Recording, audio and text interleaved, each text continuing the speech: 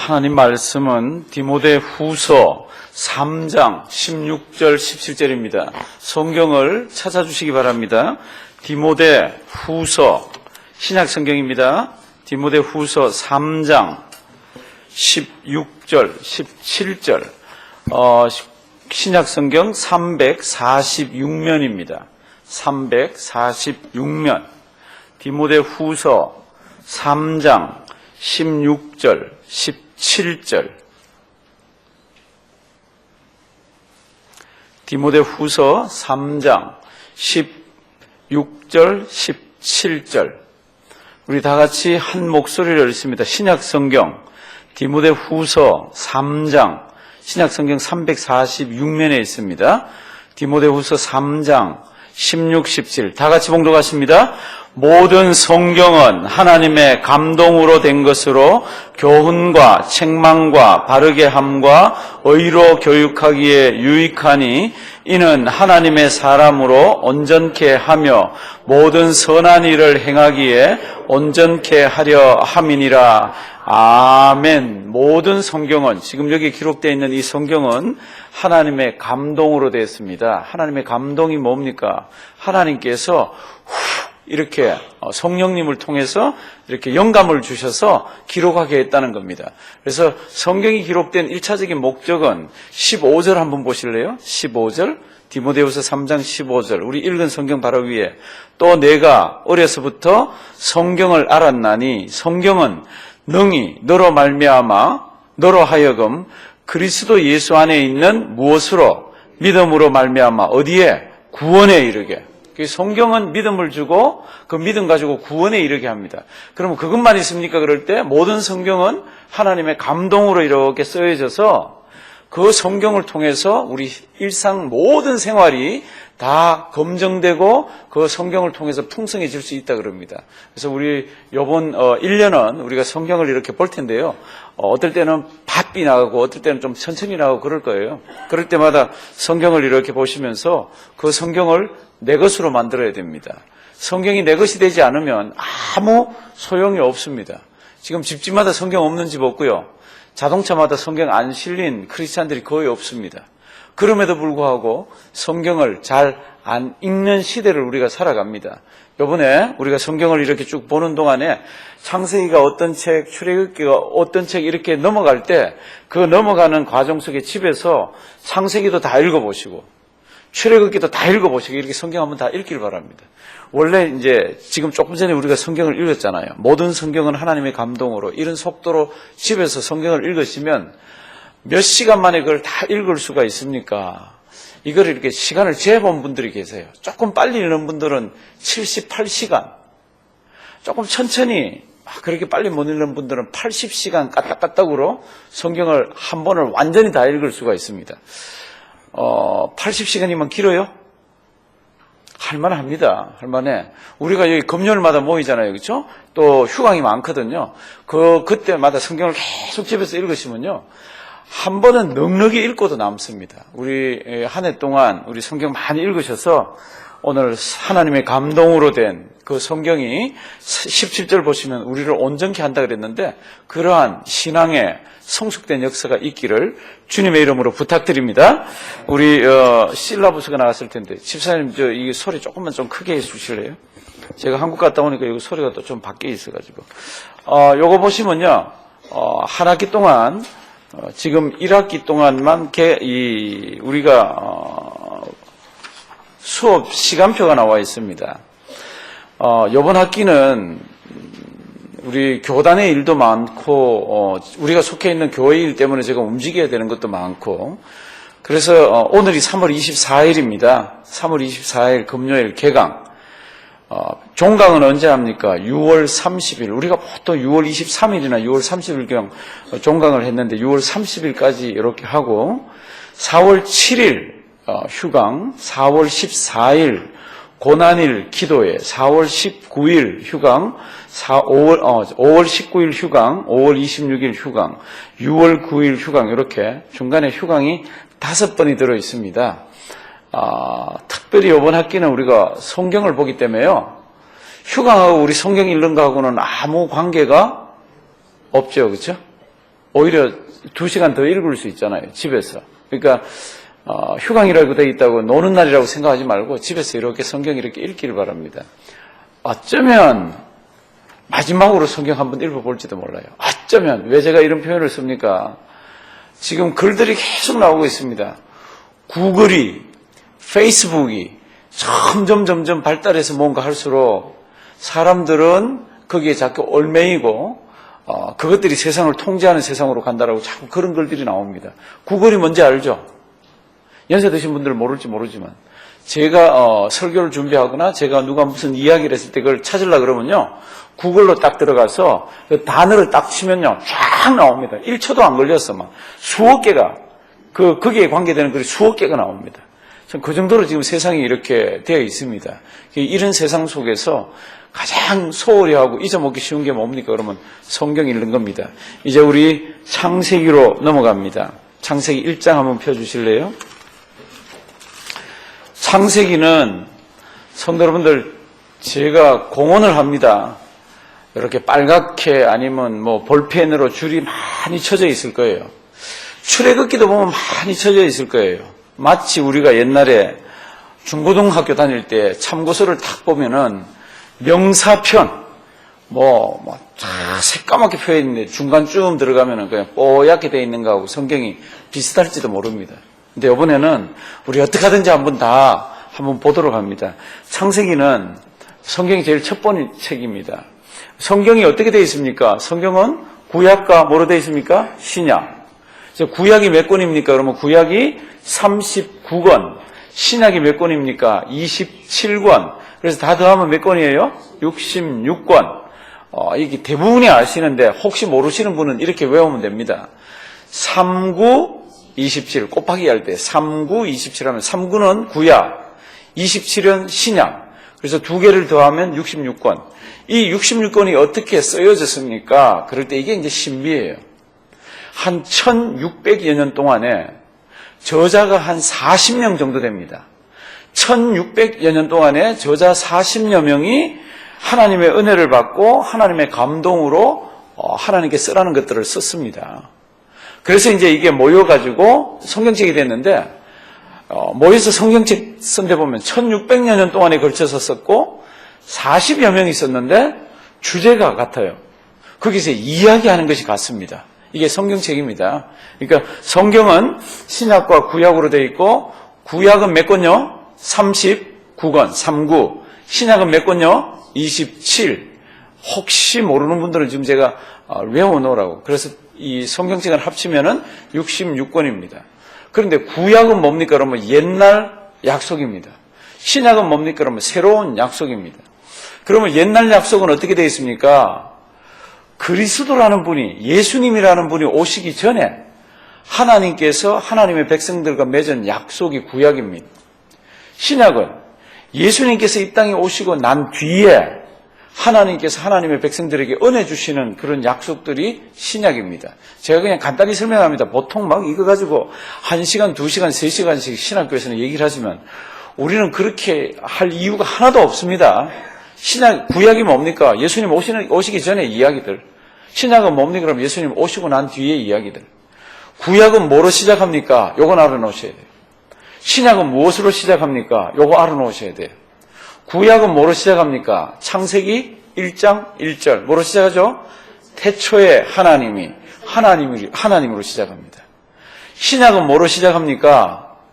아브라함과 다윗의 자손, 누구예요? 예수 그리스도의 세계라. 그러니까 신약은 예수 그리스도로 시작을 합니다. 요건 기억하셔야 돼요. 구약은 뭐로 시작한다고요? 하나님. 신약은 뭐로요? 예수 그리스도. 그래서 이제 그렇게 이렇게 되어 있고요.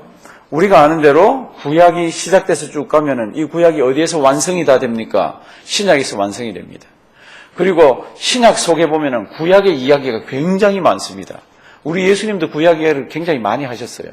그래서 이제 신약 속에 보면 구약이 들어와 있고, 구약의 내용을 이렇게 가보면 신약의 내용이 그 속에 들어가 있는 게 굉장히 많습니다. 그래서 하여튼 구약으로 시작해서 완성은 신약입니다. 구약은 하나님으로 시작하고 하나님은 누구로요? 예수 그리스도로 시작합니다. 우리 마태복음 1장 1절 한번 보실래요? 마태복음 1장 1절.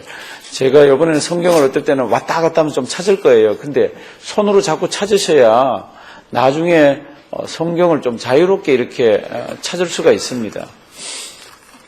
최소한도 창세기하고 마태복음 찾을 줄 알잖아요. 그렇죠? 참, 마태복음 1장 1절. 우리 다 같이 마태복음 1장 1절 큰 소리로 한번 읽으십니다.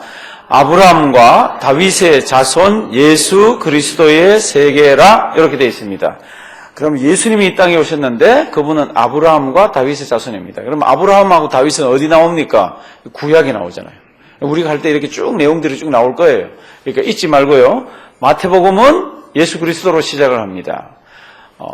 구약은 뭐로 시작을 합니까? 창세기는 하나님으로 시작합니다. 이제 창세기 1장 1절 한번 보십니다. 창세기라는 뜻은 히브리 말로는 태초에라는 뜻이에요.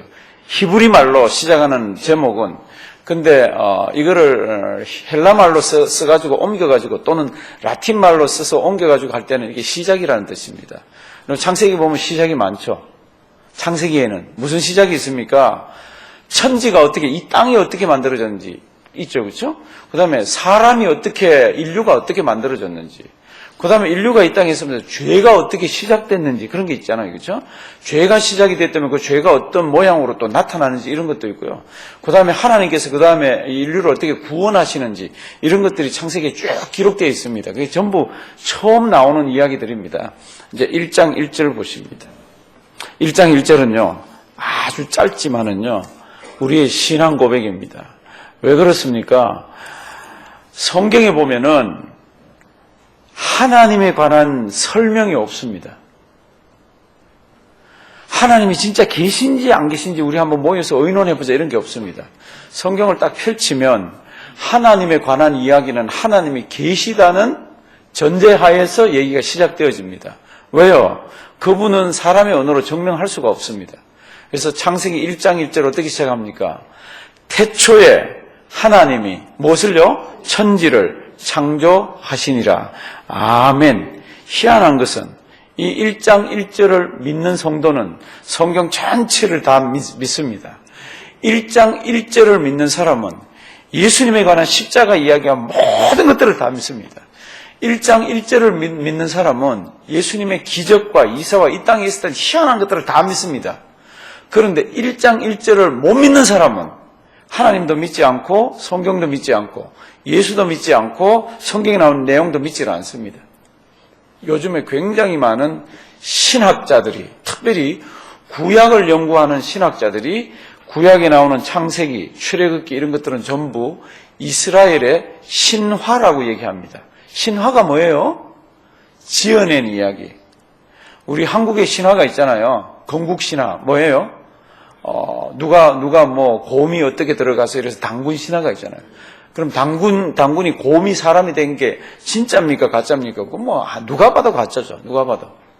그런데 성경에는 하나님에 관한 이야기가 있고 빛이 있으라 그러면서 빛이 있었고 하는 이 이야기들은 신화가 아니라는 겁니다. 그걸 어떻게 알 수가 있습니까? 1장 1절이 믿어지면 나머지 것들이 다 믿어집니다. 제가 하나만 물어보겠습니다. 창세기 1장 1절을 믿으시나요? 참 복이에요. 참 복이에요. 참 믿기가 어렵습니다. 태초에 하나님이 천지를 창조했다 그러고 그 다음부터 보면 창조한 방법이 있잖아요. 처음에 뭐예요? 빛이 있으라 그랬더니 빛이 있었답니다. 그게 어떻게 가능합니까? 과학적으로. 우리가 지금 하는 물리학적으로. 그게 어떻게 가능합니까? 근데 성경은 얘기합니다. 하나님이 그렇게 천지를 만드셨다고. 그래서 이제 쭉 내려가 보시면 집에 가서 읽어보십시오. 창세기 1장 1절에 제일 많이 나오는, 우리말로 번역된 거로 돼서 제일 많이 나오는 단어가 뭡니까? 제가 그때 다 표를 한번 하라고 그랬을 거예요. 제일 많이 나오는 게 하나님이 가라사대가 아닙니다. 보면 하나님이 가라사대 1절, 3절, 6절, 9절, 11절, 하나님이 가라사대 쫙쫙 있죠. 그렇죠? 이거보다도 더 많이 나오는 게 뭡니까? 그러면 진화론과 이 창조와 이 부딪히는 그게 뭡니까? 그러면 우리 성경을 믿는 사람들은 하나님께서 사람이면 사람, 개면 개, 원숭이면 원숭이 이 종류대로 만들었다는 겁니다. 그래서 창세기 1장에 제일 많이 나오는 게 하나님께서 종류대로라는 말입니다. 종류대로. 집에 가서 한번 찾아보십시오. 10번입니다. 10번. 제가 찾아드릴게요. 11절. 하나님이 가라사대 땅은 풀과 씨 맺는 채소와 모여 각기 종류대로. 그러니까 채소는 이 식물은 식물대로 만들었다는 겁니다. 동물이 식물이 되거나 뭐 아메바가 뭐 이렇게 식물이 되거나 이렇게 한 게 아니라 종류대로 만들었습니다. 12절. 땅이 풀과 각기 모대로 종류대로 씨 맺는 채소와 그다음 각기 종류대로. 14절. 그다음 뒤로 넘어갔어요. 21절. 하나님이 큰 물고기와 물에서 번성하여 움직이는 모든 생물을 모대로요, 그 종류대로. 날개 있는 모든 새를 모여 그 종류대로. 그러니까 물고기가 새가 된 게 아니라는 겁니다. 물고기는 물고기대로 하나님이 다 종류대로 만들었고 새는 새대로 만들었다는 겁니다. 그래서 창조과학회라는 데서 이런 것들을 증명을 합니다. 절대로 물고기가 새가 될 수 없다고. 근데 진화론에서는 뭐라 그러죠? 시조새라는 게 있어가지고 물고기나 아니면 양서류나 이런 데서 날개를 달고 그다음 새가 되는 중간 과정이 있다고 그럽니다. 아직까지 그거를 발견해낸 흔적이 한 군데도 없습니다. 그건 과학계에서도 알아요. 그래도 그게 중간에 있다 그러면서 막 우기고 나갑니다. 근데 성경을 보면은 종류대로 만들었다고 그럽니다. 하나님이. 그래서 이 종류는 범해질 수 없는 거죠. 원숭이하고 사람이 있으면 원숭이가 사람이 안 된다는 겁니다. 원숭이 종류는 원숭이 종류대로, 사람은 사람 종류대로 이렇게 했다는 겁니다. 근데 이제 그 종류 속에서는 뭐 개들 중에도 진돗개가 있고, 개들 중에는 치와와가 있고, 개들 중에는 뭐 말티즈가 있고, 이렇듯이 그 종류 속에서는 변화가 있지만 종과 종 사이에는 뛰어넘을 수가 없다고 얘기를 합니다. 근데 성경은 이렇게 얘기합니다. 그 종류대로 했다고. 또 종류대로 24절 한번 보실래요?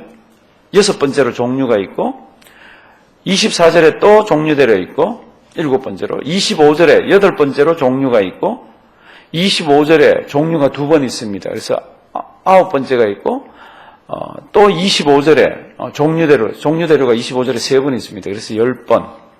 그래서 창세기 1장에서 하나님께서 이 세상을 만들 때 식물, 동물, 사람 이렇게 만드는 건 전부 그 종류대로 만들어서 이 종이 넘어가지를 못하게 했습니다. 종이 넘어가질 않습니다. 넘어가지 못하게 했습니다. 그게 이제 1장에 쭉 있고요. 나머지들은 집에서 쭉 읽어보시고 중요한 게 있습니다. 하나님께서 사람 만들으셨는데 그 사람의 특징에 대한 설명이 26절부터 있습니다. 창세기 1장 26, 27, 28. 26절은 여자 성도님들 큰 소리로, 27절은 남자 성도님들 큰 소리로, 28절은 다 같이 읽습니다. 26절 여자 성도님들 큰 소리로 한번 읽으십니다. 시작. 하나님이 가라사대 우리의 형상을 따라 우리의 모양대로 우리가 사람을 만들고 그로 나라의 고기와 공중의 새와 육축과 온 땅과 땅에 있는 모든 것을 다스리게. 남자분들 있습니다. 하나님이 자기 형상 곧 하나님의 형상대로 사람을 창조하시되 남자와 여자를 다 같이 봉독하십니다. 하나님이 그들에게 복을 주시며 그들에게 이르시되 생육하고 번성하여 땅에 충만하라. 땅을 정복하라. 바다의 고기와 공중의 새와 땅에 움직이는 모든 생물을 다스리라 하시니라. 아멘. 하나님이 사람을 어떻게 만들었습니까? 원숭이에서 사람으로 가는 게 아니라 우리 형상대로 사람을 만들자 그러면서 그렇게 하나님께서 따로 만드셨어요. 굉장히 중요한 얘기입니다. 사람은 하나님의 형상을 담고 있는 그런 존재들이에요. 하나님께서 식물과 동물과 완전히 다르게 우리 형상을 그 사람 속에 넣어서 만들자 이랬습니다. 26절. 하나님이 가라사대 우리의 무엇을 따라? 형상을 따라. 우리의 모대로, 모양대로. 형상이 뭐고 모양이 뭡니까? 학자들이 막 싸웁니다. 이거 싸우는 거 신경 쓸 거 하나도 없습니다. 그냥 비슷한 말을 같이 표현했다라고 보시면 돼요. 우리의 형상을 따라, 우리의 모양대로, 우리가 누구를 만들고, 사람을 만들고, 그리고는 새, 육축, 모든 것들을 다 다스리게 하자. 27절. 하나님이 자기 형상, 곧 하나님의 형상대로 사람을 어떻게 했습니까? 창조했습니다. 이 사람은 어디서 진화해 온 게 아니라 사람은 하나님이 어떻게 해요? 창조. 한번 따라 하십니다. 창조. 재밌습니다. 이건 어느 거를 선택하든지 그 자기 신앙이에요. 만약에 이게 진화라는 걸 하면 하나님이 없는 거 있잖아요. 아메바에서 수억 년 동안 어떻게 하다가 사람으로 이렇게 왔습니다. 그러면 지금도 우리가 모르는 이런 것들이 막 세상에 막 나와야 되는데 그렇지 않습니다. 왜 그렇습니까? 창세기 1장이 딱 그었어요. 각기 종류대로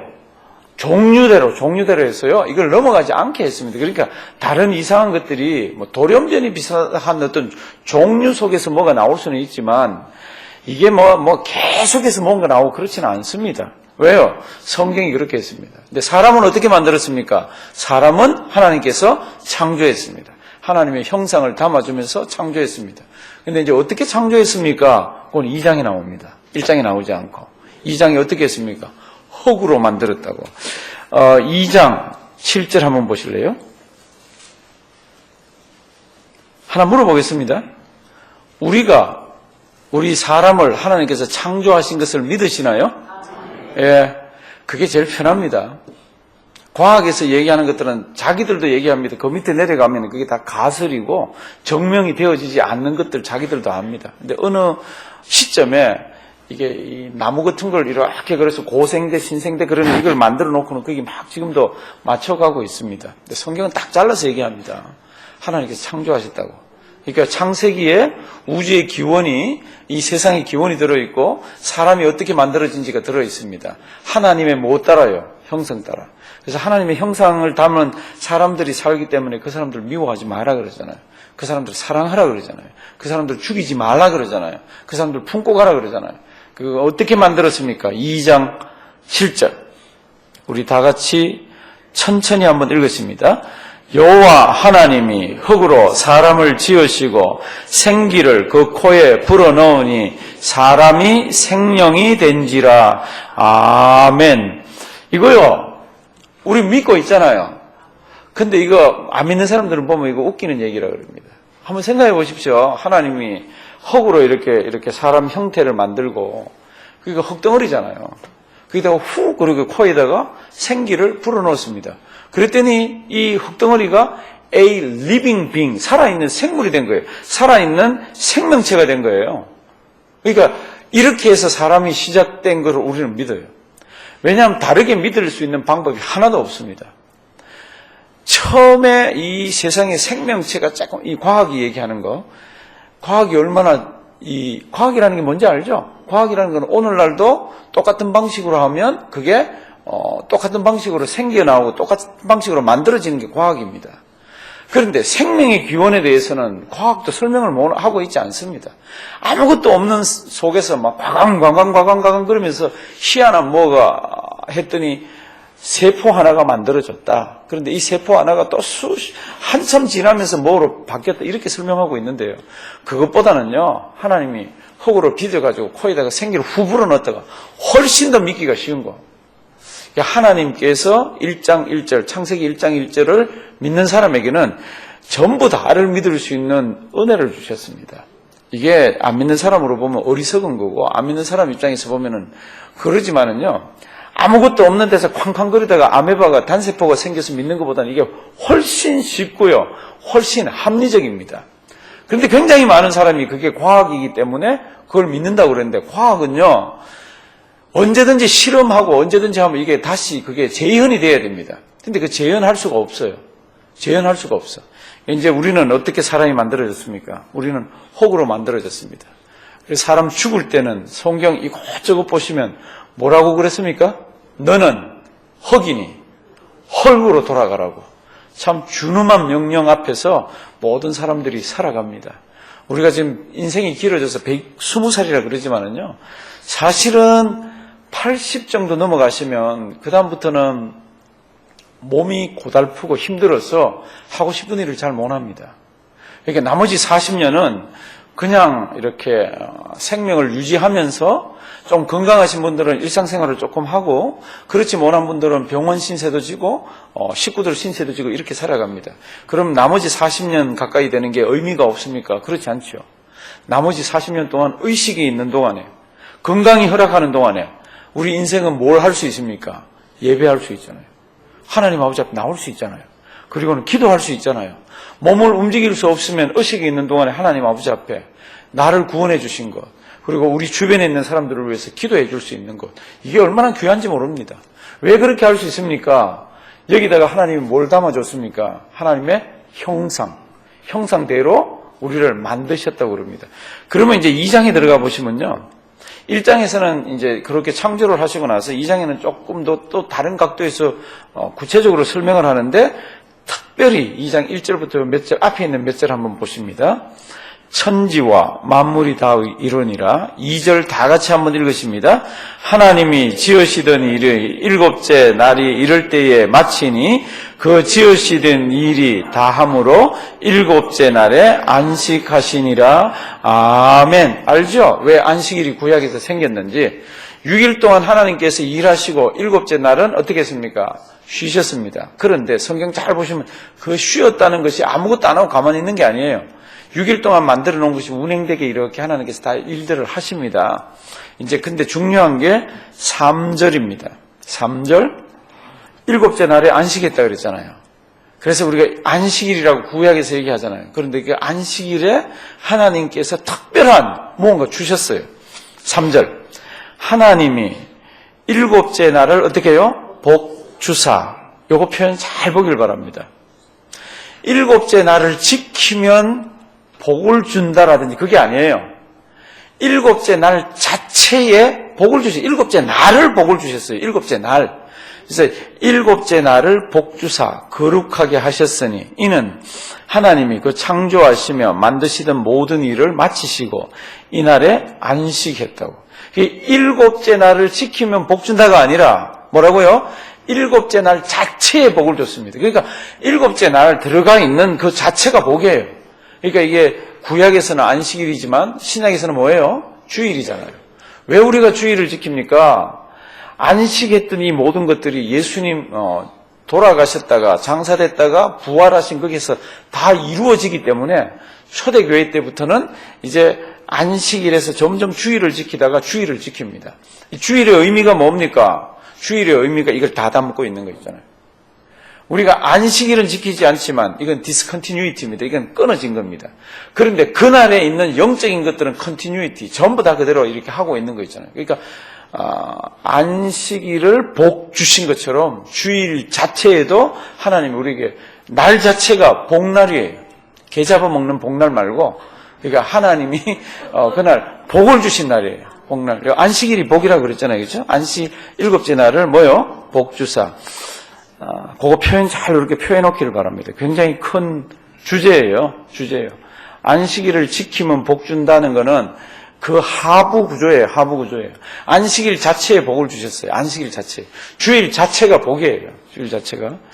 그리고는 이제 사람을 만들어서 어디에 두었습니까? 우리 잘 아는 것들이에요. 어디에 뒀어요? 에덴 동산에 뒀습니다. 근데 잘 하나 보셔야 되는 게 있어요. 왜 사람이 거기에서 선과 악을 알게 하는 나무의 실과를 따먹었습니까? 여자가 보니까 뭐라 그랬어요? 보암직하고 먹음직하고 탐스럽다 그랬잖아요. 그러면 다른 나무가 없었습니까? 에덴 동산에 먹음직하고 보암직하고 탐스러운 나무가 없었습니까? 아니에요. 에덴 동산 만드시고요. 이제 2장이 나옵니다. 에덴 동산 만드시고 거기에다가 사람을 두었잖아요. 네, 지금 한번 보십니다. 8절, 2장 8절. 여호와 하나님이 동방의 에덴에 무엇을요? 동산을 창설하시고 그 지으신 사람을 거기 두었습니다. 9절 잘 보십시오. 9절. 사람들이 속아요. 왜 속습니까? 하와가 따먹지 말아야 되는 열매를 따먹을 때 보암직, 먹음직, 탐스럽기 때문에 다른 나무들은 다 바보같이 보이고 하나님이 다른 나무들은 그렇게 안 해주고 그게 그렇게 보여서 그랬다고 생각을 하는데 아니에요. 자기 욕심에 끌려서 보니까 그렇게 돼 있는데 원래 하나님께서 이 에덴 동산에다가 허락하신 나무 열매와 실과들이 어떤 건지 한번 보십시오. 9절. 여호와 하나님이 그 땅에서 뭐라고요? 보기에 아름답고 어떻게 해요? 먹기에 좋은 나무. 벌써 보기에 아름답고 먹기에 좋은 열매들이 주렁주렁 있는 거예요. 그런데 그거를 따먹으면서 생활하다가 어떻게 됐습니까? 따먹지 말라는 거를 손을 가서 따먹습니다. 그때 쓰는 단어가 뭐였습니까? 이 단어예요. 하나님이 벌써 그거 안 따먹어도 좋은 것들 많이 주셨어요. 그런데 그걸 가서 따먹더라고. 그게 이제 3장에 들어가면 있습니다. 그래서 3장부터가 죄의 기원이 어떻게 됩니까가 3장에 이렇게 됩니다. 근데 이제 2장 조금 더 보시면요. 제가 지금 그 2장 8절하고 9절 잘 보라 그랬습니다. 그리고 특별히 9절 잘 표해 놓기를 바랍니다. 하나님이 다른 보기 좋고 먹기 좋은 거를 벌써 다 그렇게 허락해 놓으셨네. 그런데 선과 악을 알게 하는 나무의 열매를 지금 이것처럼 보이는데도 이건 따먹지 말아야 되는데 이거 가서 따먹어버리는 거 있잖아요. 하여튼 하고요. 9절 여호와 하나님이 그 땅에서 보기에 아름답고 먹기에 좋은 나무가 나게 하시니 동산 가운데에는 다 같이 봉독하십니다. 생명나무와 선악을 알게 하는 나무도 있더라. 아멘. 생명나무도 선악을 알게 하는 나무도, 그리고 보기에도 좋고 먹기에도 좋은 열매들을, 그런 나무들 주렁주렁주렁하게 이렇게 했습니다. 이제 16절 잘 보십시오. 16절 17절 굉장히 중요합니다. 에덴 동산에서 자기 마음대로 할 수 있습니다. 창조된 인간이 거기에서 마음대로 할 수 있습니다. 그런데 딱 하나 마음대로 할 수 없는 게 하나 있습니다. 그게 뭡니까? 16절 여호와 하나님이 그 사람에게 명하여 가라사대 동산 각종 나무의 실과는 내가 임의로 먹되, 각종 나무의 실과는 먹음직하고 보암직스럽습니다. 17절 뭐는 먹으면 안 됩니까? 다 같이 봉독하십니다. 선악을 알게 하는 나무의 실과는 먹지 말라. 내가 먹는 날에는 정령 죽으리라 하시니라. 아멘. 딱 하나, 선과 악을 알게 하는 나무의 실과는 먹지 말라. 이거 우리 줄여가지고 선악과라 그러죠. 그렇죠? 근데 제가 전에 이런 말씀을 한번 드렸습니다. 선악과라고 표현을 하면은 우리가 그 나무를 통해서 우리가 가져야 되는 많은 진리가 없어지기 때문에 가능하면은 선과 악을 알게 하는 나무의 열매, 실과, 그렇게 표현을 하십시오. 선과 악을 알게 하는 나무의 실과는 먹지 말아라.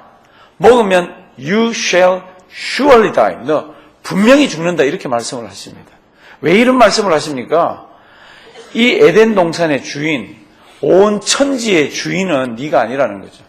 네가 다니면서 모든 것들을 다 할 수 있지만 주인은 나라는 겁니다. 주인은 그거 하나를 딱 하나님께서 요걸로 걸어놨는데 요걸 어깁니다. 그렇죠? 요걸 어깁니다.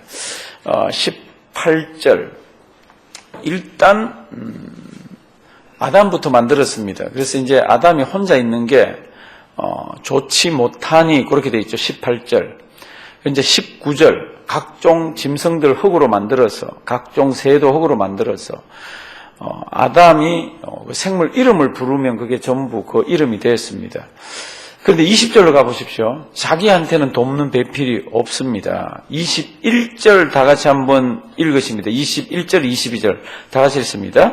여호와 하나님이 아담을 깊이 잠들게 하시니 잠들매 그가 그 갈빗대 하나를 취하고 살로 대신 채우시고 여호와 하나님이 아담에게서 취하신 그 갈빗대로 여자를 만드시고 그를 아담에게로 이끌어오시니. 사랑하신 성도 여러분들, 아까 남자 만들 때 뭐로 만들었습니까? 흙으로 만들어서 그 코에다가 이렇게 생기를 불어 넣었다고 그랬습니다. 이제 남자가 됐습니다. 그리고 에덴 동산에다 이렇게 놓아놓고 에덴 동산을 다스리게 했습니다. 그리고는 먹음직하고 보암직스러운 실과가 많은 나무들 가운데서 선과 악을 알게 하는 나무의 실과는 절대로 먹지 말라고 했습니다. 그리고는 혼자 있는 게 좋지 않으니까 여자를 만듭니다. 여자는 흙으로 만들지 않더라고. 여자는 뭐로 만들었습니까? 남자 갈빗대를 사용하더라고. 그러니까 뼈가 영어로 뭐예요? 뼈, bone. 그러니까 여자는 bone 차이나 같이 bone으로 만들었습니다. 왜 영국 bone 차이나가 비쌉니까? 이게 그냥 흙으로만 만든 게 아니라 그 속에 뭐 다른 뼈 비슷한 가루들이 들어갔다 그러더라고. 그래서 bone 차이나라고. 근데 여자는 그렇게 아주 귀하게 만들었습니다. 여자는. 그래서 여자가 집에서 귀하게 대접을 받잖아요. 그래서 이제 받겠죠? 받고 있죠? 받고 있을 거예요. 받아야죠. 성경이 그렇게 해놨는데. 이제 그렇게 해서 이제 아담에게 데려왔습니다. 아담에게 데려왔더니 23절. 아담이 가로되 이는 뭐라고요? 내 뼈 중에 뼈요, 내 살 중에 살이라. 이것을 남자에게서 취하였은즉 어떻게 여자라 칭하리라 하니라. 24절 다 같이 봉독하십니다. 이러므로 남자가 부모를 떠나 그 아내와 둘이 한 몸을 이룰지로다. 아멘. 이때 부모가 있습니까? 없습니까? 없죠. 근데 하나님께서는 앞으로 이들의 후손을 통해서 결혼이라는 것이 생기고 이제 가정이 생길 것을 내다보면서 가정의 평안을 위해서 이제 남자가 부모를 떠나야 된다고 이런 말씀을 창세기에다 이렇게 주셨습니다. 그리고 이 사람들은 이때 옷을 벗고 있었지만은 지금 부끄러움 없이 그냥 하고 싶은 대로 살았습니다. 뭐만 하나 안 하면 되죠. 뭐만. 선과 악을 알게 하는 나무의 실과는 절대로 먹으면 안 됩니다. 그거 하나만 지키면 그냥 이렇게 살아갑니다. 그게 이제 2장까지예요. 3장, 죄의 기원, 죄의 기원. 죄가 어떻게 이 땅에 들어옵니까? 간단하게 들어옵니다. 뭐 살인을 했다든지 뭐 했다든지 이렇게 들어오는 게 아니라 선과 악을 알게 하는 나무의 실과를 먹지 마라 그랬는데 그걸 먹는 거로서 죄가 들어오는 거 있잖아요. 그리고 사망이 이 땅에 들어오게 되는 게 3장입니다. 어떻게 보면요, 참 억울해요. 왜 그거 하나 따먹었다고 하나님 그러십니까? 수많은 인류가, 수많은 사람들이 나와서 글을 씁니다. 이 3장 가지고. 어떻게 그거 하나 따먹었다고 그럽니까? 이런 글들이에요. 굉장히 그거 따먹을 거 알면 하나님께서 왜 그걸 거기다가 만들었습니까? 부터 시작해서 굉장히 글이 많습니다. 그런데 그거는 우리가 지금 하는 얘기고 하나님께서 인류를 다루어 가시는 그 방법에 대해서는 우리가 다 알 수가 없어요. 근데 요 옵션만 딱 그렇더라고. 선과 악을 알게 하는 나무의 실과는 먹지 말아라. 먹으면 정령 죽으리라 그랬습니다. 3장 여호와 하나님이 지으신 들짐승 중에 무엇이요? 뱀. 이게 저 요한계시록에 가면 그 뱀이라 그러면서 막 나옵니다.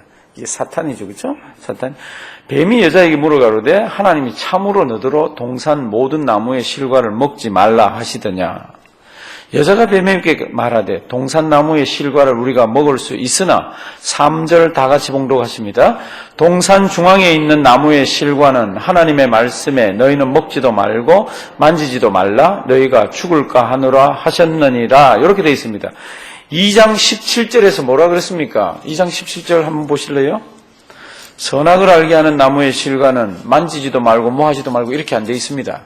선악을 알게 하는 나무의 실과는 먹지 말라. 내가 먹는 날에는 정령 죽으리라. 딱 잘라서 얘기를 했습니다. 다시 3장 3절로 옵니다. 하나님의 말씀에 너희는 먹지도 말고 만지지도 말라. 너희가 죽을까 하노라. 죽을까 하노라 그랬습니까? 정령 죽으리라 그랬습니다. 그러니까 요 말을 살짝 바꿔서 얘기하니까 사탄이 그 말을 싹 등에 업고 웃기지 마라. 그거 왜 못 먹게 한 줄 아느냐? 그거 먹으면 너희 눈이 하나님처럼 밝아지니까 못 먹게 한 거야. 이렇게 얘기합니다. 그러고 나서 그 실과를 짠 보니까 이 실과가 다르게 보이는 거죠. 실과가 다르게 보입니다. 그렇게 해서 한번 보시면요. 5절 뱀이 얘기합니다. 너희가 그것을 먹는 날에는 너희 눈이 밝아 하나님같이 되어 선악을 알 줄을 하나님이 아심이라. 6절 다 같이 봉독하십니다. 여자가 그 나무를 본즉 먹음직도 하고 보암직도 하고 지혜롭게 할 만큼 탐스럽기도 한 나무인지라 여자가 그 실과를 따먹고 자기와 함께한 남편에게도 주매 그다 먹은지라 그도 먹은지라. 성도 여러분들, 이 성경이요, 이럴 때 여자가 따먹고 심리적인 변화가 어떤 게 있었는지, 남자도 그걸 따먹고 어떻게 했는지는 전혀 없습니다. 여자가 그걸 보니까 따먹고 싶은 마음이 들어서 일단 확 따먹었어요. 따먹고 난 뒤에 어머머, 이런 그 어떤 심리적인 변화가 성경에는 기록이 없습니다. 어땠을까, 이 여자? 어땠을까? 딱 먹으면서 죽네, 이거 알았을 거 아니에요? 그럼 물귀신 작전이 뭐예요? 같이 죽자. 같이 죽자. 이제 남편한테도 주죠. 남자도 참 어리석어요. 이럴 때는. 같이 받아서 따먹습니다. 눈이 밝아졌습니다. 어떤 쪽으로 눈이 밝아졌습니까? 자기들이 벗고 있는 게 수치스러운 게. 그리고 이제 죄악이 얼마나 무서운지를 깨닫게 되는 거죠. 그래서 이 사람이 숨잖아요. 나무 사이. 이제껏은 그런 적이 없습니다.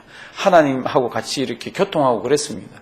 근데 이제 숨습니다. 하나님께서 찾아와서 어떻게 됐느냐고 막 이렇게 찾는 게 성경 3절 그 다음에 이렇게 있잖아요. 그렇죠?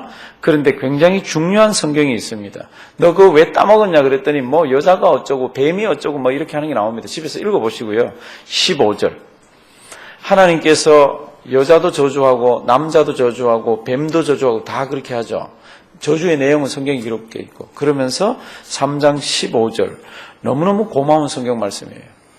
메시아에 관한 예수 그리스도에 관한 최초의 성경의 흔적이 어딥니까? 그럴 때 이 성경을 학자들이 그리고 많은 주석을 쓰는 사람들이 이야기를 합니다.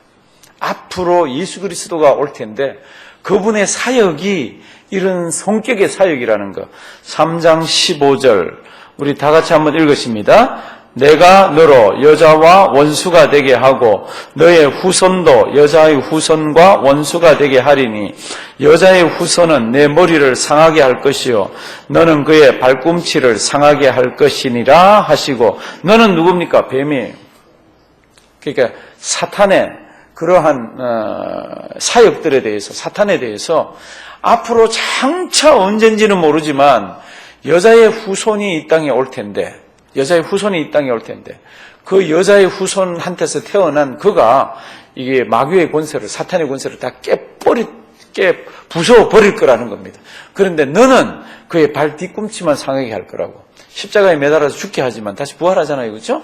이제 그런 내용을 성경에 이렇게 기록하고 있습니다. 참 고맙고 감사한 내용이에요. 예수님께서 이 땅에 오셨습니다. 사도 바울이 갈라디아 교회 성도들에게 이렇게 편지를 쓰면서 때가 참에 예수님이 이 땅에 오셨는데 여자의 몸에서 나게 했다고 그럽니다. 이게 뭐를 염두에 뒀습니까? 이걸 염두에 둔 거지. 여자의 후손. 한번 따라 하십니다. 여자의 후손. 여자의 후손. 그럼 왜 여자의 후손이라 그럽니까? 왜 남자의 후손이라고는 안 그럽니까? 예수님의 아버지가 있어요? 생물학적인 아버지는 안 계시잖아요. 생물학적인. 성령으로 잉태됐잖아요. 여자의 몸에서. 그래서 이제 하나님이 잉태하게 했고, 여자의 어떤 여자의 어떤 인자들은 받았지만은요, 남자의 인자는 받지를 않았습니다. 그러니까 예수님에게는 생물학적인 아버지가 안 계시잖아요. 우리가 그걸 믿잖아요. 어떻게 믿습니까? 창세기 1장 1절이 믿어지면 믿는다니까. 그게 안 믿어지면요, 예수님이 여자 처녀의 몸에서 잉태했다는 건 믿지를 않습니다. 근데 처녀의 몸에서 잉태한 거는 믿으면서 창세기 1장 1절은 안 믿어집니다. 이게 말이 안 돼요. 이게 다 같이 붙어 있습니다. 그래서 이제 15절. 제가 자꾸 이런 거 하는 이유는 이런 것들 중요하기 때문에 잘 봐놓으라는 겁니다. 15절 큰 소리로 한번 읽어주실래요? 시작.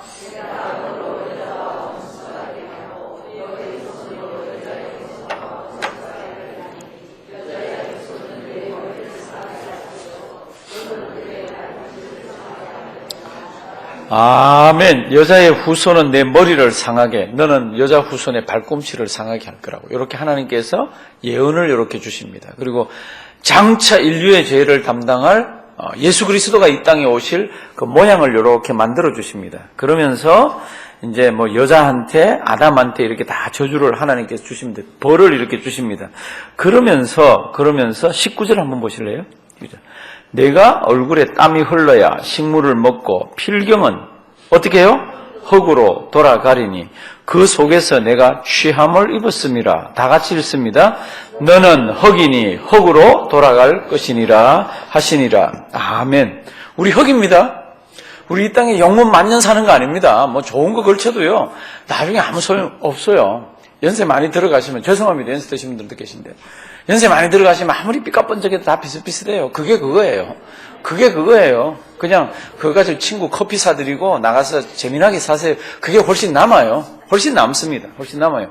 왜 그렇습니까? 우리 모양이 자꾸 흙으로 돌아가는 모양을 띠기 때문에 그렇습니다. 우리는 뭐라고요? 흙에서 와서. 성경은 이렇게 얘기합니다. 너는 흙이니 흙으로 돌아갈 것이니라. Dust you are and to dust you will return. 너는 흙이니까 흙으로 돌아가라고. 요거 하나만 잘 기억하시도 우리 인생이 달라집니다. 요거 하나만 잘 기억하시도. 그리고는 이제 21절 아주 중요합니다. 이 사람들 입을 게 없잖아요. 자기들끼리 이제 나무 잎 가지고 이렇게 치마를 해서 이렇게 입었습니다. 부끄러워가지고. 근데 하나님께서 무슨 옷을 만들어 줬습니까? 여호와 하나님이 아담과 그 아내를 위하여 뭐요? 가죽옷. 그거 제가 동그라미를 쳐놓으라 그랬습니다. 요 가죽옷에 대해서도 성경학자들이 와서 딱 멈춥니다. 왜 멈춥니까? 앞으로 장차 올 예수 그리스도의 모습이 여기 들어있다는 겁니다. 예수 그리스도의 모습이. 왜 그러면 가죽옷이 예수 그리스도의 모습이 들어있습니까? 가죽옷은 만들기 위해서는 누군가 죽여야 되잖아요. 피를 쭉쭉 흘리고 죽여야 되고, 그 죽은 그 동물 가죽을 가지고 이렇게 만들어주는데, 이 가죽옷을 입고 하나님 아버지 앞에 설 수 있는 거 있잖아요. 지금 숨어가지고 부끄러워가지고 또 무서워가지고 나무로 치마를 해서 이렇게 있었는데, 하나님이 가죽옷을 입혀가지고 하나님 아버지 앞에 서게 만들었습니다. 피조물이 하나님 아버지 앞에 어떻게 설 수 있어요? 죄를 지었는데? 설 수 있게 한 걸 보니까 가죽옷이더라고. 그래서 요 가죽옷이 앞으로 창차올 예수 그리스도를 나타내 준다고 이렇게 얘기를 하고 있습니다. 그러니까 창세기에는 시작이 많다 그랬잖아요. 천지가 어떻게 만들어졌는지, 사람이 어떻게 만들어졌는지, 죄가 어떻게 시작됐는지, 그 다음에 죄 지은 인생이 하나님 아버지 앞에 어떻게 설 수 있는지, 그게 창세기에 숨어 있습니다. 가죽옷을 딱 입혀가지고 딱 이렇게 하나님 아버지 앞에 세워놓더라고. 그리고는 쫓아내버립니다. 22, 23, 24 그렇게 해서 쫓아내버립니다.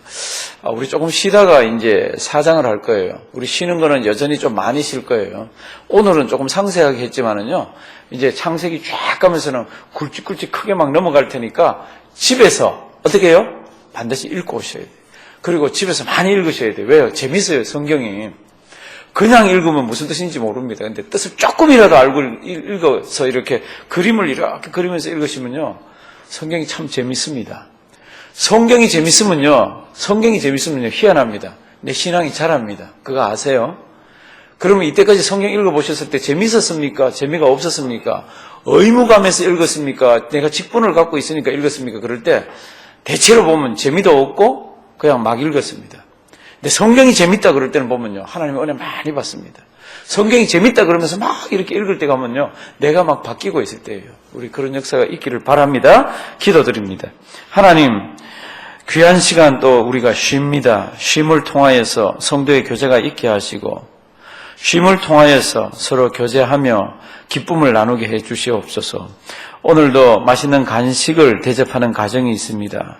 하늘문 여시고 그 가정을 기억하여 주시옵시고, 그 가정의 기도의 제목을 오늘도 붙들어 주시고, 사랑하는 아들도 주님께서 잘 키워주시고 앞길을 인도하여 주셔서 하나님 이 땅 살아가면서 그 아이 때문에 복받는 수많은 사람들 일어나게 하시고, 하나님 아버지 그 가정 통하여서 하나님 크신 영광 거두어 주시옵소서.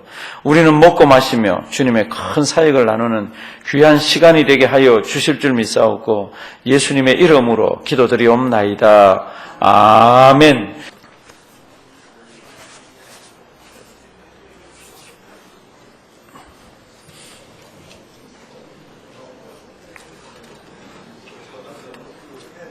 창세기 3장까지 해서요, 하나님께서 창조한 인간이 범죄함으로 에덴 동산에서 쫓겨납니다. 그리고는 하나님께서 그 에덴 동산으로 못 들어오게 화염검으로 이렇게 에덴 동산을 이렇게 막고 있습니다. 4장 들어가면요, 이제 아담하고 하와가 이제 아이를 낳습니다. 맏아들 이름, 둘째 아들 이름. 맞이 이름이 뭐예요? 예, 가인. 둘째는요, 아벨. 다 아시는 대로. 근데 이제 두 사람이 조금 장성하고 나서 둘이가 이제 생업이 다릅니다. 가인은 농사를 짓습니다. 아벨은 뭐예요? 양을 칩니다. 그래서 세월이 지난 뒤에 아버지한테 조금 배웠던 것 같아. 하나님 아버지 앞에 가서 이제 자기들이 제사를 드리고 예배를 드립니다. 그래서 제물을 가지고 나가서 아벨은 아벨대로, 가인은 가인대로 예배를 드렸는데, 하나님이 한쪽 아이 거는 받아주고 한쪽 아이 거는 받지 않습니다. 근데 이제 성경이 그 이제 한쪽 아이 거 받아주고 한쪽 아이 거 안 받아준 거를 이렇게 표현하고 있습니다. 4절 한번 보실래요? 4장 4절. 세월 지난 뒤에 이제 여호와께 이제 제물 삼아서 드리는데 4절. 아벨은 자기도 양의 첫 새끼와 그 기름으로 드렸더니 여호와께서 아벨과 그 제물은 연락하셨으나, 5절 다 같이 봉독하십니다. 가인과 그 제물은 연락하지 아니하신지라 가인이 심히 분하여 안색이 변하니. 벌써 이때는 죄가 땅에 들어왔을 때입니다. 그 부모님이 죄를 지어서 이제 죄가 이 땅에 이제 조금 생기기 시작했고, 아벨하고 가인하고 아벨이 하나님 아버지 앞에 이제 예배드리면서 제물을 드렸는데, 하나님이 가인 건 받질 않으세요. 그거 어떻게 받은지 안 받은지 어떻게 합니까? 그건 우리도 모르겠어요. 예배 드리면서 보니까 아벨 거는 하나님이 받아주시는데 자기 거는 안 받아주시는 거라. 이제 요거 지금 제가 했던 요 표현, 이제 나중에 창세기죠. 이제 아브라함이 하나님 만나는 그때 아브라함이 하나님을 알아봐요. 성경 보면 어떻게 알아봤는지를 모르겠더라고. 이제 그 알아보는 그게 뭡니까? 그러면 요런 종류 같아요. 예배를 드렸는데 하나님이 한쪽 예배는 받아주고 한쪽 예배는 받아주지 않는 거라. 그래서 이제 3절 뒷부분 보면은 가인은 땅의 소산으로 제물 삼아 하나님께 드렸고 아벨은 자기 이제 양 중에 잡아가지고 드렸습니다. 근데 이제 받아주고 했던 그거를 보면은 굉장히 귀중한 표현이 있습니다. 4절 뒷부분 여호와께서 뭐라고 그랬습니까? 아벨과 그 제물은 연락지 않았다 그랬습니다. 연락했다고 그랬습니다. 제물을 연락했다가 그런 게 아니라 아벨과 그 제물입니다. 그러니까 하나님 아버지 앞에 제물을 드리면 그리고 제물만 연락하는 게 아니라 이 사람이 이 예물을 드릴 만한 인격이나 신앙을 갖고 있지 않으면 하나님이 이 사람도 안 받고 제물도 안 받는 거예요. 믿음이 있어서 그렇게 나오면 이 사람도 받고 제물도 받는 거예요. 지금 설명이 그렇게 되어 있습니다. 5절 하나님이 연락하지 않은 게 뭡니까? 그러면 그 제물만 연락하지 않은 게 아니라 가인과 그 제물은 그런 표현들을 이렇게 좀 표를 해놔 주시기 바랍니다. 가인이 너무너무 기분 나빴어요. 어떤 방식으로 하나님이 받아주지 않았는지는 그건 저는 모르겠어요. 모르겠는데 하나님이 안 받아주고 한쪽은 하나님이 받아줬습니다. 그런데 7절 말씀 보면 굉장히 귀중한 표현이 있습니다. 거기다 한번 표가 되어 있을 거예요. 가인이 안색이 변하고 가인이 막 속에 이제 부글부글 화가 났습니다. 그때 하나님께서 이렇게 말씀하십니다. 7절 내가 선을 행하면 어찌 낯을 들지 못하겠느냐. 다 같이 봉독하십니다. 선을 행치 아니하면 죄가 문에 엎드리느니라. 죄의 소원은 내게 있으나 너는 죄를 다스릴지니라. 이렇게 되어 있습니다.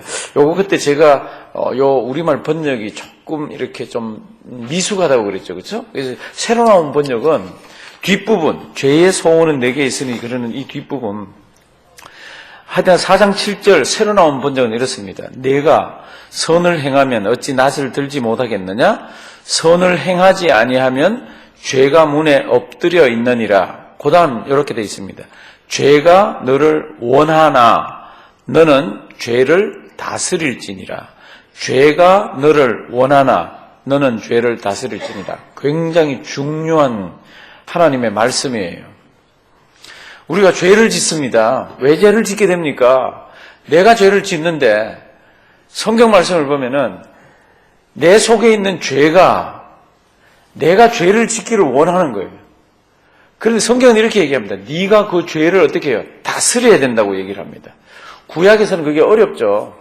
신약에서는 우리는 쉽잖아요. 왜요? 예수님이 벌써 우리 죄 이길 수 있는 모든 것들을 다 해주셨잖아요. 그러니까 죄의 소원은 내한테 있지만 죄가 너로 하여금 죄짓게 하기를 원하고 있는데 너는 죄를 어떻게 해요? 다스리라고.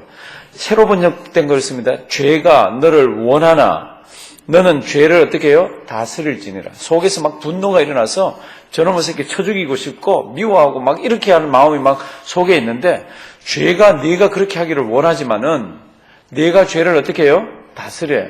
결국 죄 짓는 이 문제는 내 문제예요. 내가 예수 그리스도의 이름으로 이기면 이기는 거고 그냥 죄한테 굴복하면 지는 겁니다. 그래서 이 표현 잘 보시고요. 결국은 자기 동생을 들판에 있을 때 쳐 죽입니다.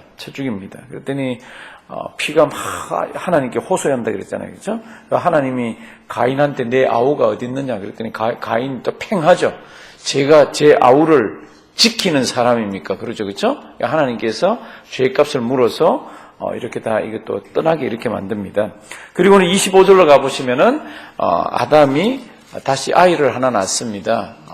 믿음 계열의 아이인데 이름이 뭐예요? 셋. 요거는 외워놓으셔야 돼. 셋. 한번 따라하십니다. 셋. 예.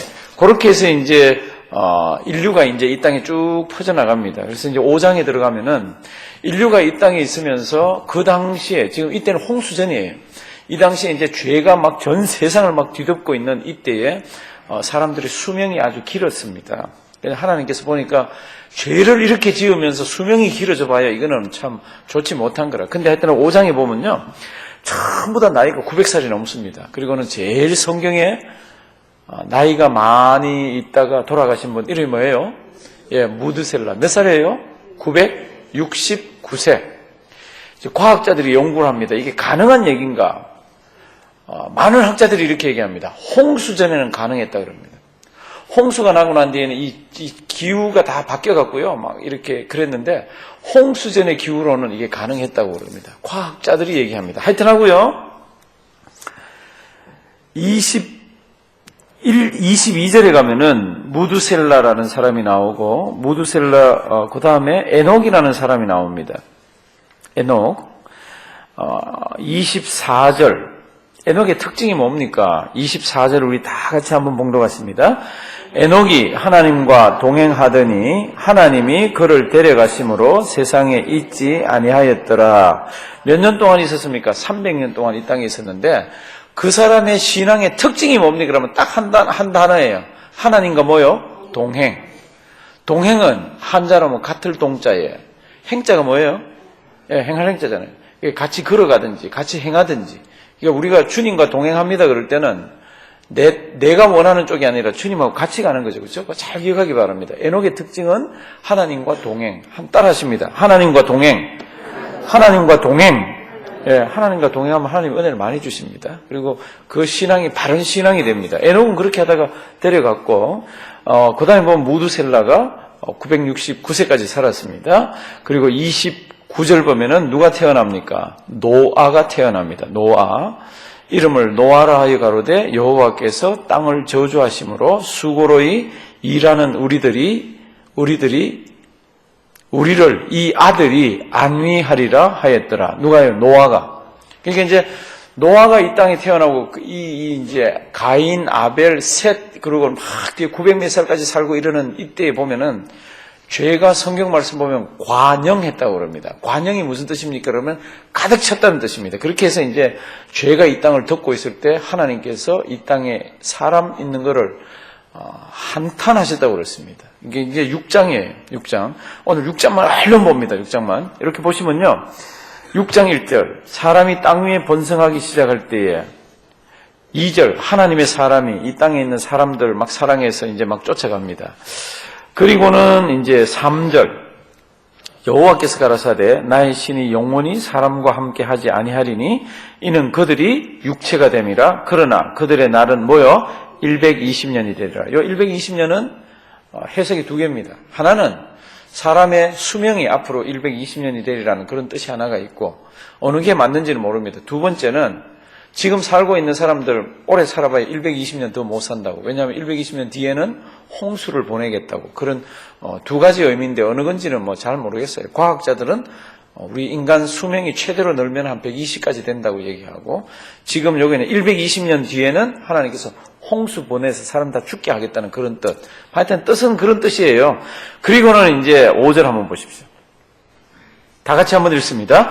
여호와께서 사람의 죄악이 세상의 관영함과 그 마음의 생각의 모든 계획이 항상 악할 뿐임을 보시고 사람의 죄악이 세상의 관영함 가득 찼습니다. 하나님이 더 이상 참아 볼 수가 없습니다. 늘 성경 말씀을 보면 이때는 하나님께서 심판, 징계를 하십니다. 그러니까 죄가 이 땅에 관영해서 가득 차서 하나님께서 어떻게 합니까? 이 땅에 있는 사람을 지면에서 썰어버려야 되겠다. 그게 7절입니다. 가라사대 나의 창조한 사람을 내가 지면에서 어떻게 해요? 썰어버리되. 무엇으로? 물로 썰어버리려고 합니다. 그런데 8절 굉장히 중요하다 그랬습니다. 아마 성도 여러분들과 한번 표가 되어 있을 거예요. 세상에 죄가 이렇게 많고 세상이 이렇게 하나님께 쓸어버려가지고 다 없애버리려고 할 때에 그러나로 시작하는 단어. 그러나 누구는 노아는 무엇을 하나님께 은혜를 입었더라. 노아는 어떻게든지 이 속에서도 믿음 붙들고 하나님 아버지 앞에서 바른 신앙생활을 하려고 그랬습니다. 그러니까 세상을 다 쓸어버리려고 그럴 때 하나님께서 노아와 그 식구들은 하나님께서 살려주십니다. 무엇을 통해서? 방주를 통해서. 그래서 이제 방주를 만들려고 그러잖아요. 근데 노아는 어떤 사람입니까? 6장 9절. 다 같이 한번 읽습니다. 9절 시작. 노아의 사적은 이러하니라. 노아는 의인이요 당세의 완전한 자라. 그가 하나님과 동행하였으며 또 나오죠.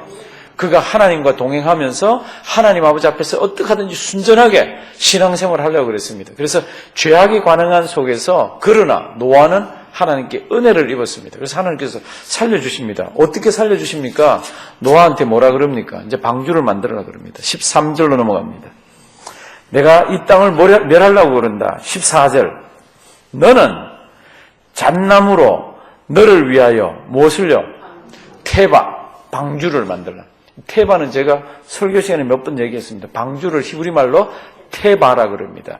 요 테바는 모세가 광주리에서 생명을 구했잖아요. 그 광주리도 이 히브리 말로는 테바라고 그럽니다. 테바. 한번 따라 하십니다. 테바. 테바. 방주를 만들라. 그리고는 그 속에 들어가라는 겁니다. 이제 방주는 이렇게 만들라, 저렇게 만들라고 쭉 이렇게 있습니다. 이 세상을 다 멸하지만은 18절.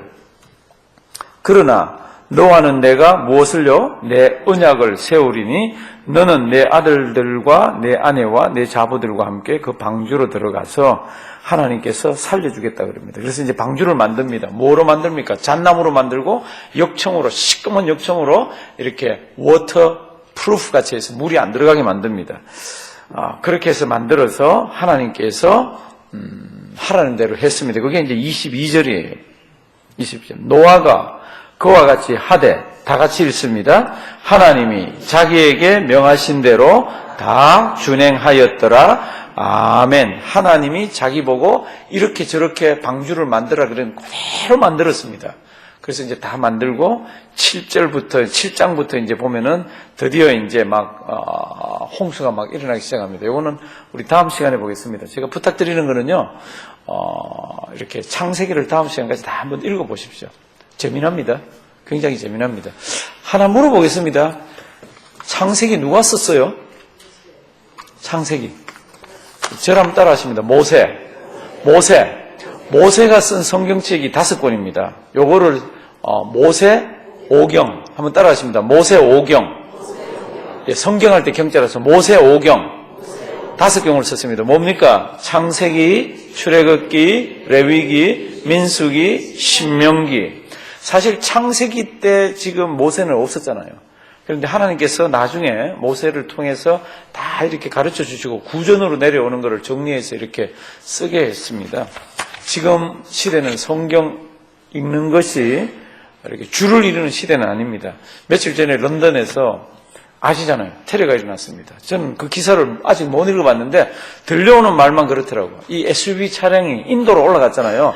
저 런던 의사당에 있는 그 근처에 인도로 올라가서 막 다니면서 사람을 박았는데 사람이 축구공처럼 튀어서 막 탁탁 끓으면서 죽은 사람 또 뭐 상처받은 사람. 참 지금은 시대가 이제는 어디서 누가 어떻게 할지 모르는 시대예요.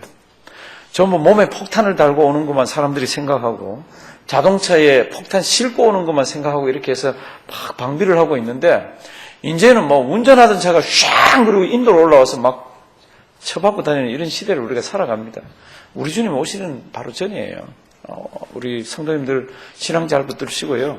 우리 신앙생활 하면서 이 땅에 있는 동안은 성경 말씀 많이 읽고 깨달아지는 대로 신앙생활 하면서 승리하는 우리가 되기를 바랍니다. 사랑의 하나님, 귀한 날 주셔서 감사드립니다. 우리가 창세기를 바쁘게 이렇게 훑어가고 있지만 성령 하나님 도와주셔서 윤곽을 잡게 하시고 성경 전체를 아름답게 꿰는 시간이 되도록 도와주시옵소서. 어두운 밤길 헤어져서 갑니다.